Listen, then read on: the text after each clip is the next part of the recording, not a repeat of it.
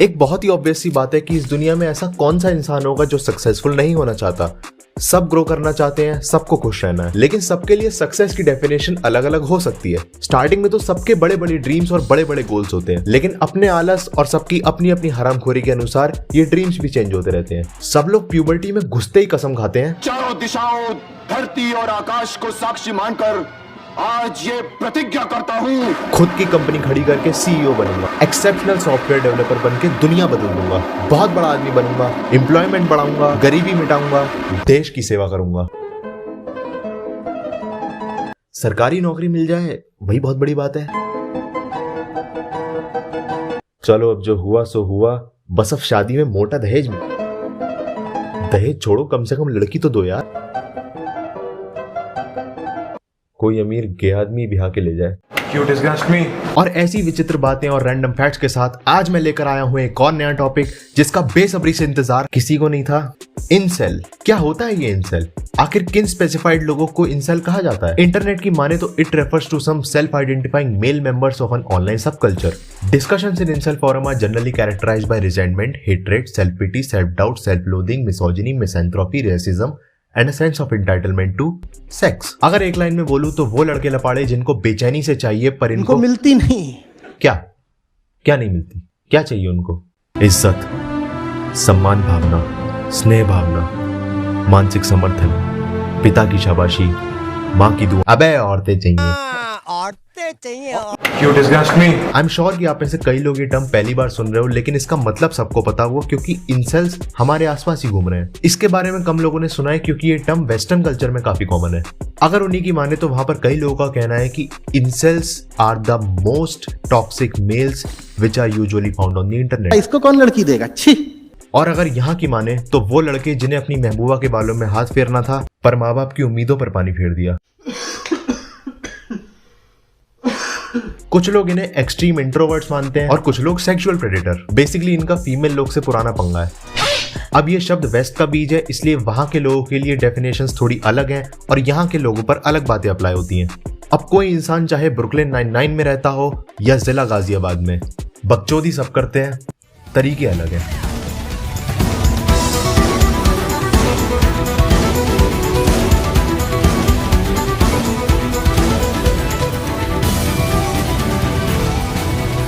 Incel की full form होती है इनवॉल्यूंटरी सेलिब्रेट। इनवॉल्यूंटरी का मतलब होता है अपनी मर्जी के बिना और सेलिब्रेट का मतलब होता है वो इंसान जिसके किसी भी रीजन से सेक्सुअल रिलेशंस नहीं है। तो इंसेल यानी वो लोग जो बेमतलब में लड़कीबाजी में पीछे रह गए। और ये इंग्लिश लैंग्वेज में सेलिबेसी बहुत छोटा शब्द है जिसके फर्दर एलेबोरेशन की गुंजाइश सिर्फ उतनी है जितनी आपको पता हो। कुछ लोगों को लगता है इसका हिंदी ट्रांसलेशन है ब्रह्मचारी, लेकिन नहीं, दोनों में बहुत फर्क है। ब्रह्मचर्य इतना बड़ा कॉन्सेप्ट है जिसे समझाने के लिए एक डेडिकेटेड वीडियो तो क्या पूरे पूरे ग्रंथ और किताबों के चिट्ठे कम पड़ जाते हैं। खैर ये सब बातें इन्हें क्या मालूम, ये साले अंग्रेज तो अपने रिलीजियस स्पिरिचुअल ओरेटर्स प्रीस्ट को भी सेलिब्रेट कह रहे हैं और वहां के रनवे बाल्टी में दारू पीने वाले और बेरोजगारों को भी सेलिब्रेट कह रहे हैं। सही बताऊं तो इंसेल की कोई एक डेफिनेशन नहीं है जो कि हर इंसान पर सेम तरीके से अप्लाई हो जाए। देखो इंसेल कोई गाली नहीं है जो किसी भी सड़क पे चलते आदमी को बक दी। ये कुछ लोगों का एक कॉमन बिहेवियर है जिसमें स्टेजेस होती हैं। Stage 1 FOMO. जब कुछ लोग इस ऑनलाइन वर्ल्ड में कहीं ना कहीं खुद को इंफीरियर मानते हैं, अट्रैक्टिवनेस के मामले में, कम्युनिकेशन स्किल्स को लेकर, अपने फ्यूचर को लेकर इनसिक्योर होते हैं। इनमें से 70% आपको हर रोज नियम से, पूरी ईमानदारी से पॉर्नहब पर हाजिरी लगाते मिलेंगे और 25% ओमेगल पे लड़कियों की तलाश में बैठे मिलेंगे और बचे कुचे किसी इंस्टाग्राम रेडिट पेज के एडमिन होंगे। इन लोगों का जनरली हर दिन एक जैसा ही रूटीन होता है जिसमें ना ही ये कोई इनोवेटिव काम कर पाते हैं, ना ही नए लोगों से सोशलाइज कर पाते हैं। इनकी जिंदगी में इनपुट का केवल एक सोर्स होता है, सोशल मीडिया। दुनिया में क्या हो रहा है, कौन किसे बेवकूफ बना रहा है, कौन कितने पैसे कमा रहा है, किसका रिलेशनशिप सबसे बढ़िया, किसकी जिंदगी में क्या चल रहा है, ये सब हमें सोशल मीडिया से पता चलता है। जिससे एक नया फिनोमिनन बन गया है FOMO, fear of missing out. It's the sense when you are scrolling through your feeds and you see that everybody out there is having a great time, much better time than you are. क्योंकि सब यही दिखाने में लगे हुए हैं कि मेरी लाइफ में कितने मजे हैं। तो अब इस सोशल मीडिया की फेक दुनिया को देखने वाला इंसान खुद को और भी ज्यादा लोअर इन स्टेटस और अंडर कॉन्फिडेंट महसूस करता है, जिसकी वजह से ये नए लोगों से बात नहीं कर पाते, जिससे अकेलापन बढ़ता है। और ये कोई चंद्रलोक से आए लोग नहीं है जिनकी बात कर रहा हूँ। It's just a normal phase which we all have experienced at least once in our lives. And nowadays people on the internet are just being pretentious and repetitive at the same time. And this clearly explains why the majority is sinking in the quicksand of uncertainty, boredom, distraction and complexity. बाकी इन सब चीजों का impact किस पर कितना पड़ता है ये सब डिपेंड करता है उनकी पर्सनालिटी पर। एक कॉमन स्टीरियोटाइप है लोगों की नजर में कि एक एक्सट्रोवर्ट इंसान के तो बहुत सारे पक्के दोस्त होंगे, मजे करता होगा, खुश रहता होगा, और इंट्रोवर्ट इंसान सिर्फ डिप्रेशन की गोलियां खाता होगा। ऐसा बिल्कुल जरूरी नहीं है। इंट्रोवर्ट का मतलब सिर्फ ये नहीं होता कि वो इंसान अंदर से खत्म है या बहुत अकेला है। और एक्सट्रोवर्ट्स में तो 90% एक्सट्रोवर्ट जानते तो बहुत लोगों को हैं, मिलना जुलना तो सबसे है, पर काम कोई नहीं आता। अगर आपको इंट्रोवर्जन और एक्सट्रोवर्जन के बारे में कभी डिटेल में जानने का मन करे तो मैं रिकमेंड करूंगा, एक बहुत तगड़े साइकोलॉजिस्ट हैं कार्ल यंग। एक बार इनकी ह्यूमन साइकी से रिलेटेड थ्योरी जरूर पढ़ना, बहुत नामी आदमी है, सुना होगा। कुछ बहुत पॉपुलर किताबें जैसे कि डीप वर्क और एटॉमिक हैबिट्स, इन दोनों में ही कार्ल यंग का मेंशन है। कार्ल यंग की मैंने एक बहुत बढ़िया बात पढ़ी थी, it is always important to have something to bring into a relationship and solitude is often the means by which you acquire it. क्या बात है। जब भी लाइफ में एक ऐसा फेज आता है जिसमें बंदा बहुत लो फील करता है, अकेला महसूस करता है, जब जिंदगी बाहर से ब्लैंक और अंदर ही अंदर केओटिक हो जाती है, तब इंसान को सॉलिट्यूड की जरूरत होती है। सॉलिट्यूड का मतलब होता है एक ऐसी स्टेट जिसमें आप अपनी इच्छा से सबसे डिस्कनेक्ट होकर एकांत में जाके अपने फ्रेम ऑफ माइंड को समझ सके। ज्ञान की किताबें पढ़ के, नॉलेज एक्वायर करके, अपने थॉट्स को एक एक करके एनालाइज करने के बाद क्या सही और क्या गलत को लेकर माइंड में एब्सोल्यूट क्लैरिटी आ जाए, और इसी को कहते हैं इंट्रोस्पेक्शन। मगर भाई, अगर इतना दिमाग होता तो मैं अपने बाप का नाम रोशन कर रहा होता या बैठ के रील स्क्रॉल कर रहा होता। लेकिन ज्यादातर लोग बुद्धि लगाने की जगह ऐसी सिचुएशन से भागने की कोशिश करते हैं। आजकल के टीनेजर्स को लगता है कि एक बार रिलेशनशिप में आके सारी समस्याओं का समाधान अपने आप निकल आएगा। तो ओवरऑल कार्ल भाई कहना चाह रहे थे कि जब बात आती है रोमांटिक रिलेशनशिप्स की, तो अपना अकेलापन मिटाने के लिए एक अच्छा पार्टनर तो सबको चाहिए, मगर खुद की पर्सनैलिटी पर काम किसी को नहीं करना। सब हरामजादे इसी ताक में बैठे हैं, she will fix my heart, he will fix my soul. अबे मिस्त्री बुला रहे हो क्या? तो ऐसे ही एक आम आदमी के पास दो चॉइसेस होती हैं कि या तो वो सॉलिट्यूड में जाए या इंसेल बनने की दूसरी स्टेज पर। कुछ लड़कों का फीमेल इंटरेक्शन शुरू से ही बहुत कम रहा होता है, तो जाहिर सी बात है किसी लड़की से काफी देर बात करना, फीमेल फ्रेंड्स के साथ हैंग आउट करना, घूमना फिरना, ये सब उनके लिए कॉमन चीजें नहीं है।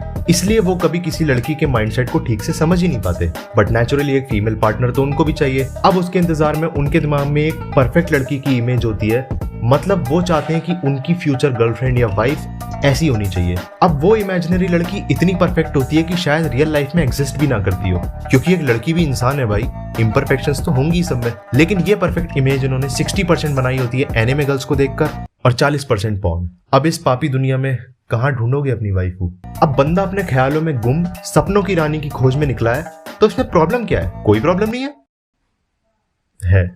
प्रॉब्लम तब आती है जब इनका सामना स्यूडो फेमिनिज्म से होता है। ये भोले बालक जो जिंदगी को मिक्की माउस क्लब हाउस समझ के बैठे हैं, जब ये देखते हैं इंटरनेट पे उन लड़कियों को जो अवेयरनेस फैलाने के नाम पे मुंहजोदी कर रही हैं, जिन्हें तुमने काउंटर ओपिनियन दी तो गुर्दे नोच लें, ये सब देख के इनके दिमाग का टायर फट जाता है। तब इनके डिनाइल का बबल टूटता है, और जब खींच के टॉक्सिसिटी का तमाचा पड़ता है, तब आदमी के पास फिर से दो चॉइसेस आती हैं, बैक टू सॉलिट्यूड या इंसेल बनने की तीसरी स्टेज।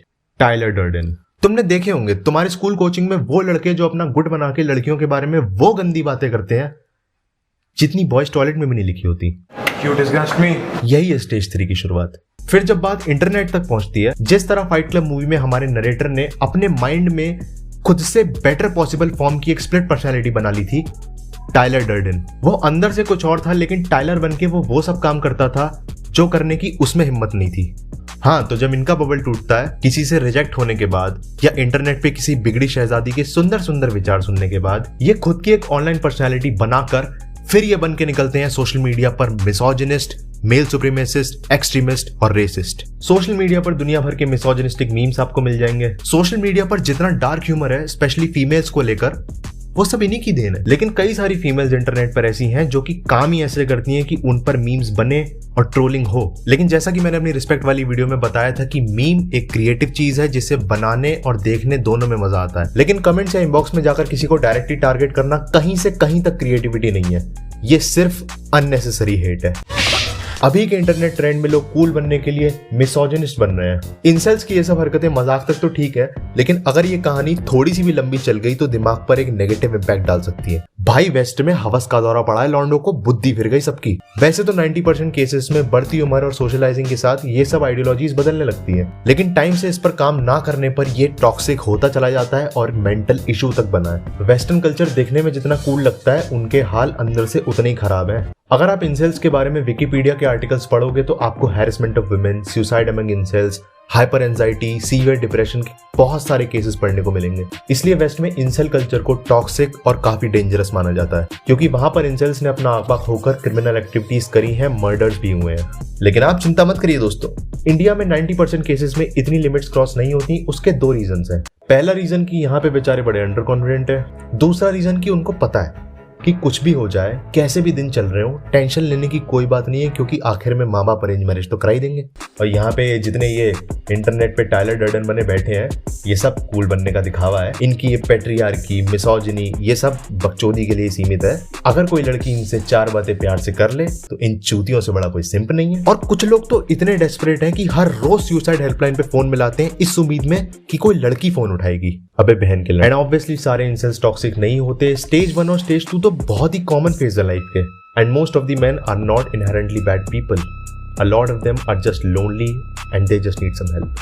देखो, अगर तुम में से किसी को भी ये वीडियो देखते हुए किसी भी पार्ट में ऐसा लगा हो कि अरे ये तो मेरे बारे में बात कर रहा है, ये कोई बीमारी नहीं है, लाइफ का एक फेज है। और जब बात आती है इसके सोल्यूशन की, तो भाई मैं खुद कोई बहुत बड़ा ज्ञानी या बियर बाइसेप्स तो हूं नहीं जो टिप्स लिख के दे दूं। इसलिए तो मेरा काम खत्म और सोल्यूशन वीडियो में ही है।